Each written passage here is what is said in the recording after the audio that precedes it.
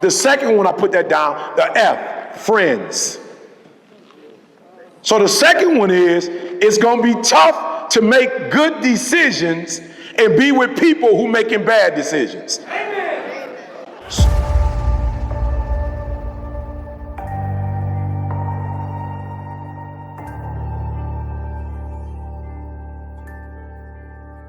I've got a friend who at 40 years old, he's probably got 4% body fat. He played high school football, he played college football, was supposed to go to the pros.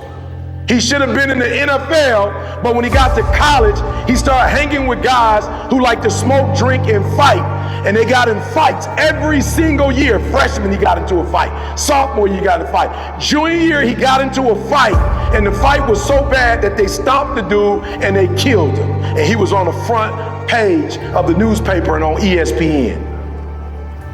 And when he would go to the NFL for practice, the NFL teams would say, "Oh, you got what on your record?" "Oh, no, we can't. We can't." So I don't care how many good decisions you make. If you're hanging with people who are not making good decisions, a negative plus a positive equal a negative. So I want to make sure you understand that. When you go to math class, next time you go to math, pay attention. A positive plus a positive times a negative, it's a negative. So the second thing you need to do is you need to select the people in your circle of influence who are going to help you make your dreams become a reality. Let me just be honest with you. I ain't trying to dog nobody out. But if your friends are putting you in a position where you drinking and you smoking and you high, they're not your real friends. I'm not suggesting that you stop hanging with them. My boy Anthony Flynn, my guy, my business partner. Anthony Flynn said if you want to make it to the New York Times, you got to hire Rory. So I had a friend who connected me with a friend to help me make my dreams become a reality. If you have people in your circle, I don't care what they call themselves, friend. They're not a friend, they are a foe. If the person is not helping you to elevate, but what they're doing is destroying you, you can label it friend, you can call it whatever you want to call it, but they're destroying you, and you are a fool to let somebody destroy you in your dreams. And let me tell you why. I know a lot of people don't want to hear this, but at some point, I don't care what we all believe in this room. This is what we all have in common. We all believe we're going to die. You're going to die. Everybody in this room. Amen. I don't care if you're working out every day, you're not going to make it to 250 working out. It's not about to happen.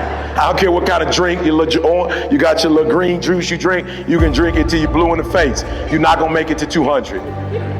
I'm just being honest. You're not going to make it to 200. And if you make it to 100, you probably won't have your youth. So because you don't live long, you don't have time not to make your dreams and goals become reality. Every single day, because you don't know how long you have, every single day should be about what can I do? What can I have? What can I be? And you got to hang out with other people who are on the same trajectory you're on. I'm just being real, y'all. I'm from Detroit, right? Detroit we won one playoff game since 1957. 1957. I just want to show y'all something. The second one is friends. Say friends or foe. Come on, friends or foe. There's nothing in the middle. Like there's no middle thing. They're either a friend and they're elevating you, or they're a foe, they tearing you down.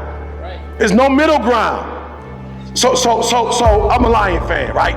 And so, years ago, everybody would just, Stafford is the worst quarterback. Stafford getting hit. Stafford bringing us down fourth quarter, 2 seconds left. He trying to throw a touchdown, hit, throwing a touchdown.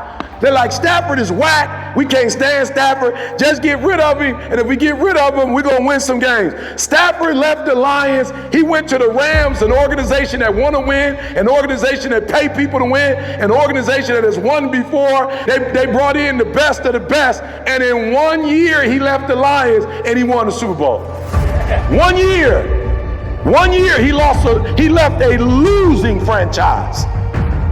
Went to a winning franchise and won a Super Bowl. Now he got all kind of AT&T commercial. He got pizza.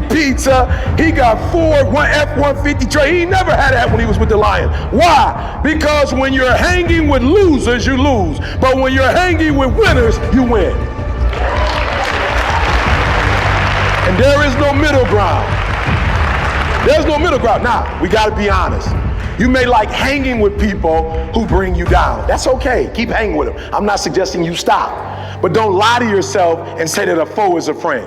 Call it what it is. My man don't mean me no good. We doing dumb stuff that could put us in jail, stuff that could... So let me just put it like this to you. Go do your homework when you get a chance. Alcohol is going to tear your brain. It's going to destroy your brain. Marijuana, you can call it whatever you want to call it. Studies show it will make you lose brain cells. Now, some of you in this room, you ain't got enough to be losing. Okay, you want to be smart about this. Okay, you ain't got a whole bunch of them to be losing. I'm just being real. I was one of them, right? High school dropout, GED. I'm not playing. I'm not here to play. I'm here to save somebody's life. I'm not here to be liked. There are those of you who you're not already, your IQ ain't that high already. Don't do stuff to destroy it. Just being honest. Put yourself in a winning situation. Does that make sense? Put yourself in a winning situation. Right? Now some of you, maybe you got enough brain cells to lose something. You're just that sweet. But a lot of us in this room, we don't have that. So what we want to do is we don't want to do stuff that's going to destroy us and bring us down. We want to do the stuff that elevates us. Does that make sense?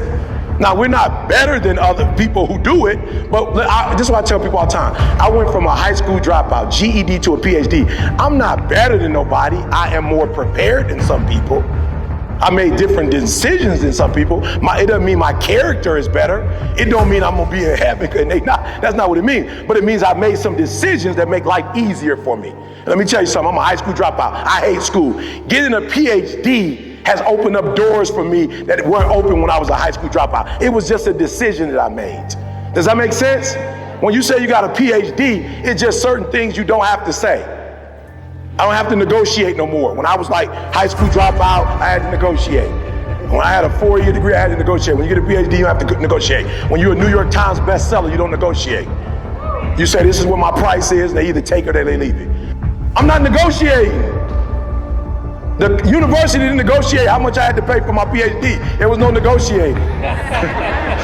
We didn't negotiate it. It said, this is how much it cost. The dissertation, there was no negotiating with the dissertation.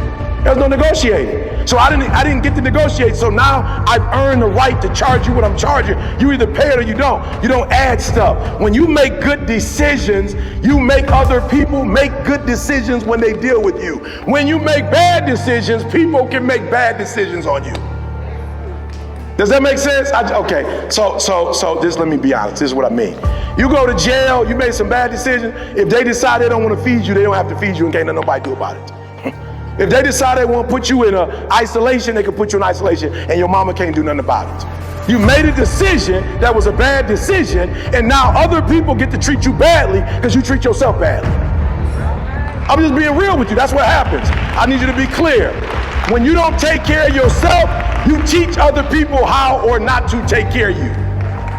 So when you take care of yourself and you make good decisions, you surround yourself with people now who see you are a good decision maker and they treat you differently. And let me tell you what happens 90% of the time when I walk